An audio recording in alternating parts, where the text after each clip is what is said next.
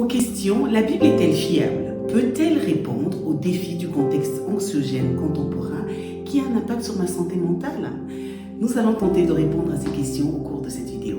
Le dictionnaire Larousse définit la Bible comme terme provenant du mot biblia, qui veut dire livre sacré. En effet, la Bible chrétienne est un recueil, c'est-à-dire un ouvrage dans lequel sont réunis plusieurs livres sacrés.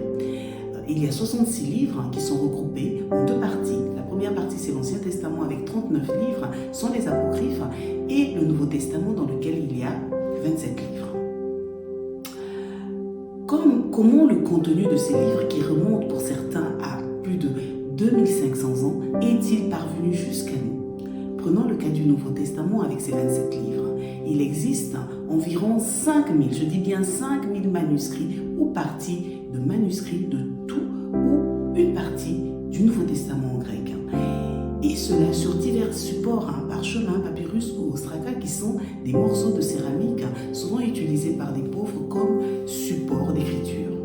Si je compare cela aux 6 premiers livres des Annales du célèbre Tacite, qui est un historien et homme politique romain du 1er siècle après Jésus-Christ, on dispose d'un seul manuscrit, copie de l'original, qui date du 9e siècle, c'est-à-dire qu'il y a environ 800 ans d'écart entre l'original qui n'existe plus et cette copie.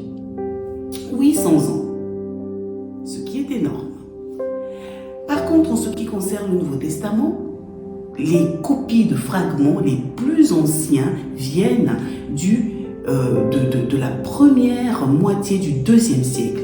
Soit moins de 100 ans séparent ces copies des originaux. En conclusion, je peux citer Donald Carson et Douglas Moo qui dit ceci: de toutes les œuvres qui nous sont parvenues du monde antique, le Nouveau Testament est de loin celle qui dispose du plus vaste témoignage textuel.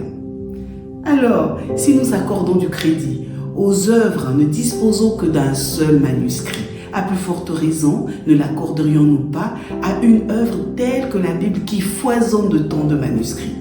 Oui, la Bible est fiable. Et pour l'attester, on applique les mêmes procédés que pour authentifier les documents historiques. On utilise ce qu'on appelle la critique textuelle. C'est-à-dire que par comparaison et par confrontation des copies qui en ont été découvertes. Donc plus on a de copies à comparer, mieux on peut croiser les références et définir si ce que disait l'original est historiquement exact. Et plus les copies qu'on étudie sont anciennes, mieux c'est.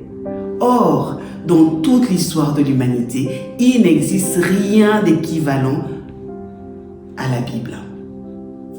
Oui, la réponse est oui. Et notre oratrice pourra répondre au cours de ce souper. Pour le savoir, inscris-toi en cliquant sur le lien qui se trouve ci-dessous dans la description.